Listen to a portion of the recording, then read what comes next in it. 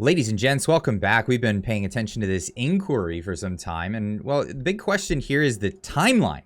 The timeline has been a big question on, well, what actually happened at the Freedom Convoy when it went to Ottawa. And, well, we're in luck. There's some people working behind the scenes very hard to get that information to us. And today, I wanted to introduce you all to Jen. And Jen is the creator behind the website, which is the convoylive.com, in which I've given people the link to a few times. Welcome to the show, by the way, Jen. Yeah, thanks for having me. So this website, I've linked it out to people a few times, and then you reached out to me saying, "Hey, I appreciate it, but it's made doing this really busy, really busy." So can you explain?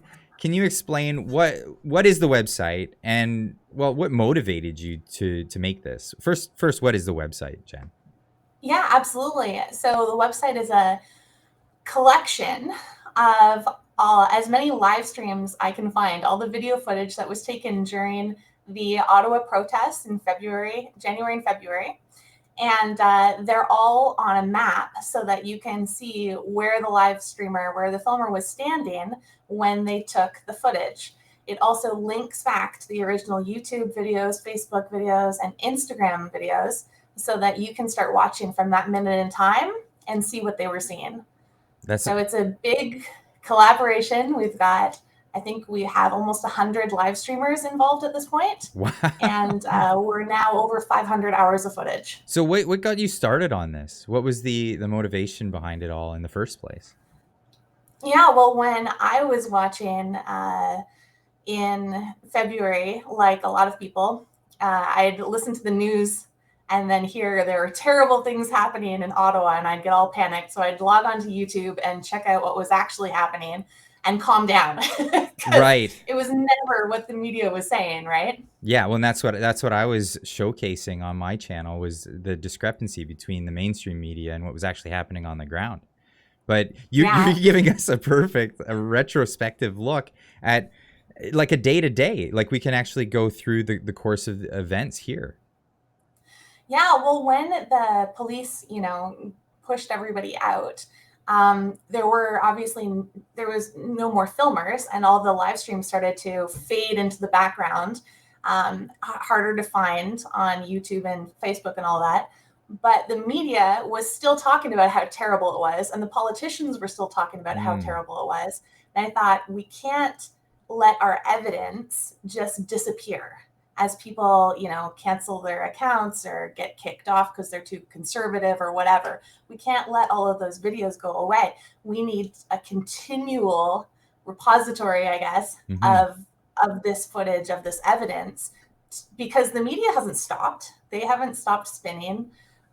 So we shouldn't stop telling the truth.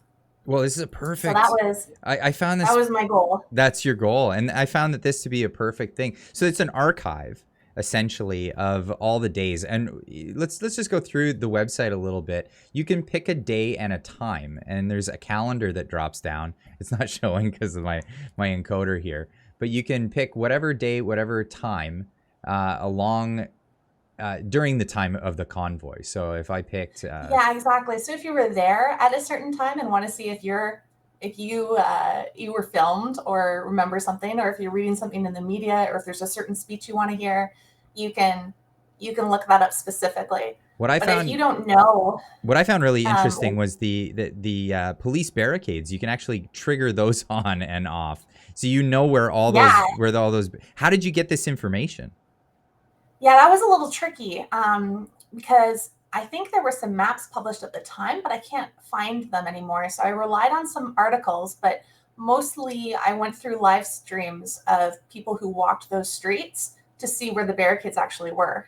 So that took some time for sure. Well, that's amazing. That's amazing. And tell us a bit about some of the other parts. I noticed there's a jump to random time here. I like that. Yeah, if you click on that, it'll come up with a little clip of a video, something that we found kind of interesting. This one is Ottawa Freelance Photography, showing that there was a lane open on Wellington Street. So he just walks down Wellington Street, and you can see that there's always an emergency lane open. So Oh, wow. sometimes it's just videos of speeches or police interactions, or there was one where there were protesters giving roses to police officers on Valentine's Day. Things like that, things that were particularly memorable.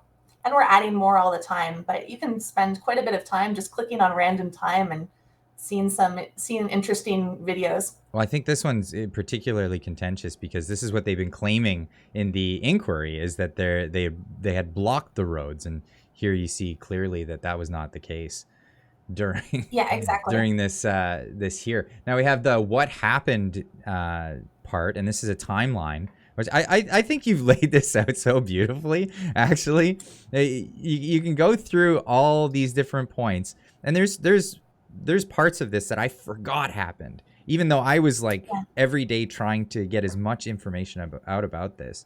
You've been able to go back and archive very particular incidents that went on. Like the GoFundMe maintains their position on day 8 on Saturday, February 5th.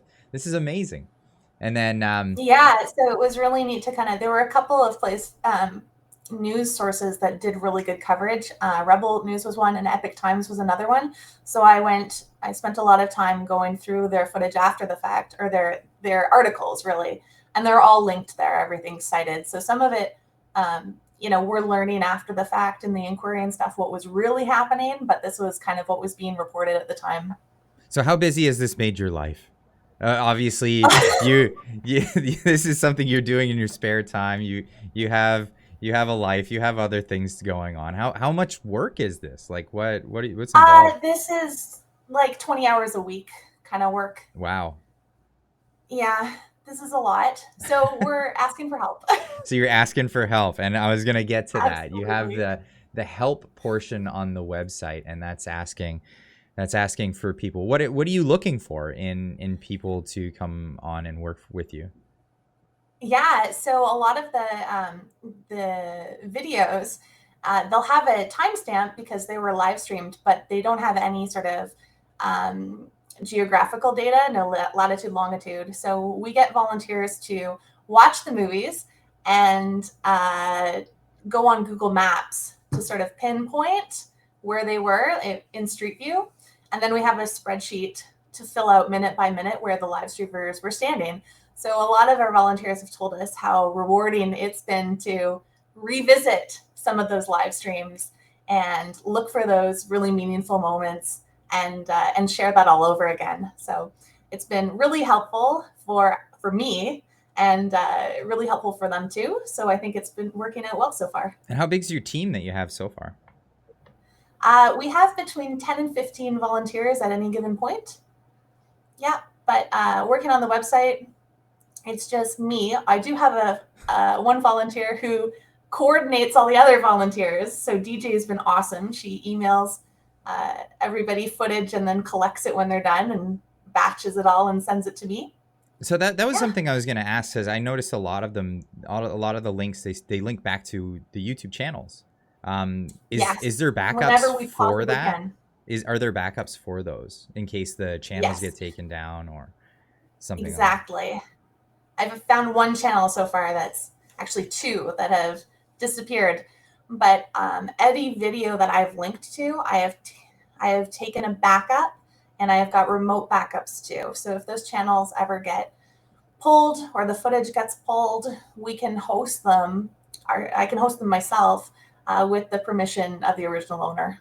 Okay. And is there somewhere where people can donate to like if they don't have time to give to the channel or to your website, can they donate so that they can maybe buy server space? For archiving is not cheap, right? This is something that costs money. Yeah, and we want to keep this website alive as long as possible for like that historical record, right? Mm-hmm. So we are taking donations, and on the bottom of every page, there's a button where you can donate. Oh, right down there. Yeah, right there. There it is. Mm-hmm. Well, this is great. I really wanted to get the information out there as much as possible, and that's what I've been trying to do here with this channel, is trying to get as much as I can get out. But you're nailing it. You're nailing it by having a perfect archive for people to actually just find their own way through it, and the timeline is amazing. I just want to thank you so much for all the work that you've been putting out there. Well, thank you. I think it's, the truckers and the protesters there did so much to really push the needle as far as our civil rights in Canada and this new civil rights movement. And I felt that this was the least I can do, was make sure their voice continues to be heard, even if it's just in one website, right? Yeah, it's amazing. It's amazing. So, well, everyone, thank you so much, Jen, for joining me today and talking with all of us and giving us more information about this. Yeah, thank you. And I'm so glad to be here. And thank you guys for tuning in. And I'd really encourage you to go down in the description down below, check out the link to this, and share this out with all the people that are interested in the convoy. People even that still believe the CTV and Global News, CBC BS that they've been spreading about what actually went down in Ottawa in the months of January and February.